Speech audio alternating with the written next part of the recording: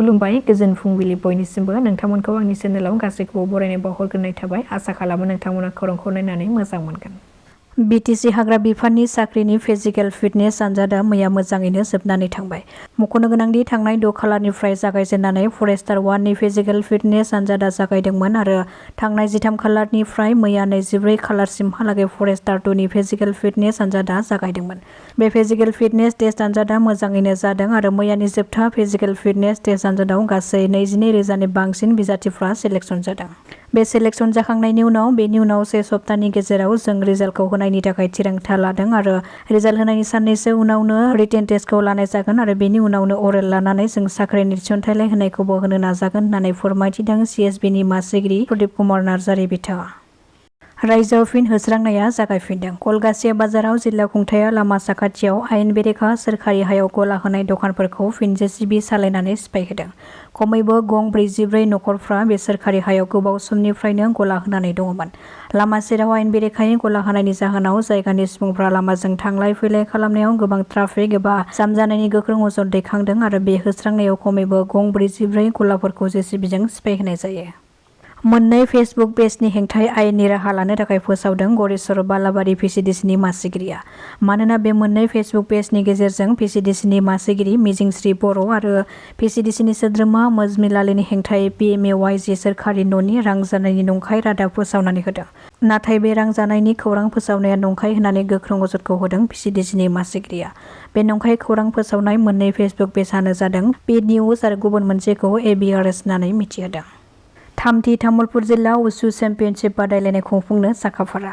तामुलपुर जिल्लानि उसु गेलेगिरि आरो लाइमोनफोरखौ गेलेहोनायनि फारसे गोख्रों थुलुंगाखांहोनाय थांखिजों फैगौ 25 आरो 26 जुलाइ खालाराव थामथि तामुलपुर जिल्ला उसु चेम्पियनशिप खुंनाय जागोन। तामुलपुर जिल्लानि कमारिकाटा कमिउनिटि नब्लाङाव बे बादायलायनाय हाबाफारिखौ खुंनाय जागोन। खौरां बिजोंनि गेजेरजों तामुलपुर जिल्ला उसु एसोसिएशननि आफादगिरि राजेन बर' बिथाङा फोरमायथिनाय बादिब्ला बे उसु बादायलायनायाव साब जुनियर, जुनियर आरो सिनियर बे मोनथाम थाखोआव हौवासा आरो हिन्जावसाफोरनि सान्दा आरो थावलु बादायलायनाया जागोन। जोंनि दानि जाखांबोनाय लाइमोन बिथांमोनजों लोगोसेनो ओनसोलनि समाज सिबियारि बिथांमोनखौ बे हाबाफारियाव बाहागो लानो थाखायबो खावलायदों राजेन बर' बिथाङा।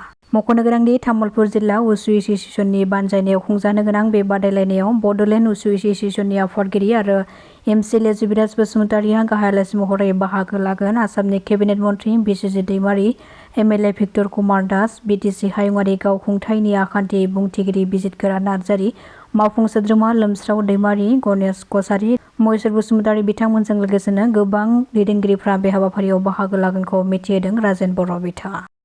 मैया फुंबिलिनि समावनो गंसे गामियाव सिखाव खावनाय जाथाय। गामिनि सुबुंफ्रा सिखाव खावनायनि हेंथायै अजदनाय बादिब्ला फुंनि 4:30 रिंगासो समाव बेरायग्लांनाय समाव गंसे AS 16J2118 नम्बरनि गंसे बलेर' गारिजों लोगोसे 4 खावनाय मोसौखौ गम्भीरकाटा गामिनि रायजो राजाफ्रा हमनो हादों। नाथाय बे सिखाव खावग्रा सुबुंफ्रा रायजो राजानि आखाइनिफ्राय खारखोमालांनो हादों। उननि समाव पुलिसनो खौरां हरनानै पुलिसआ जायगायाव सहैनानै सिखावनि बलेर' गारिखौ बोखांनो हायो। हिमाचलाव गिख्रंथाव जाब्रबथायजों सा 13 सुबुंनि जिउ खहा जादों। खौरां मोननाय बादिब्ला हिमाचल प्रदेशनि लाहौल स्पीति जिल्लानि कहुडुनलनि साखाथियाव मैया शुक्रबाराव गंसे साखा खबब्रै टाटा सुमो गारिया लामाजों खारबाय थानाय समावनो हरखाब हाजोनि गेदेर अन्थाइआ गारि सायाव गोग्लैसिननायनि जाहोनाव खमैबो गारियाव गाखोनाय सा 13 सुबुङा जिउ गोमादों। जाथाय जानाय खौरांखौ मोननाय लोगो लोगोनो जायगानि पुलिसआ बिसोरखौ बोखांहैनायजों लोगोसे जोखोम जानायफोरखौ देहा फाहामसालिसिम दैथायहरनाय जायो। न' साखाथिनि फुख्रियाव दुगैहैनानै सासे उन्दै बोसोर बैसोनि गथ'सानि जिउ गोमादों। नखरनि सुबुंफोरा उन्दै गथ'साखौ गोबां नागिरनायनि उनाव न' सेरनि साखाथिनि फुख्रिनिफ्राय बोखांनो हादों। जिउ खहा जानाय उन्दै गथ'खौ 3 बोसोर बैसोनि शिबांगी देवी होननानै सिनायथिनो हानाय जादों। सनितपुरनि सिलनि मुंनि गंसे गामियाव जानो मोन्दों बे दुखुनांथाव जाथाया। फरेस्ट डिपार्टमेन्टर जितु फरेस्टार 1 আৰু ফরেস্ট গার্ড রিক্রুটমেন্ট তাৰে আমি 6 তাৰিখৰ পৰা 11 লৈকে আমাৰ ফরেস্টার 1 আছিলে আৰু 13 তাৰিখৰ পৰা আজিৰ 24 তাৰিখলৈকে আমাৰ ফরেস্ট গার্ড যেটো রিক্রুটমেন্টৰ ফিজিক্যাল টেস্ট এটো আজি অন্তিম দিন 22,000 আমি ক্যান্ডিডেট সিলেকশন পাইছো পাস কৰিব পাৰিছে তো আজি কিমান ক্যান্ডিডেট পাস হ'ব হেতু এতিয়ালৈ আমি ক'ব নোৱাৰো এটো পিছত ক'ব পৰা যাব তো আমি আজিও আশা ৰাখিছো টোটাল যিবিলাক ক্যান্ডিডেট এপিয়াৰ হ'ব 2000 তলত হ'ব নালাগে।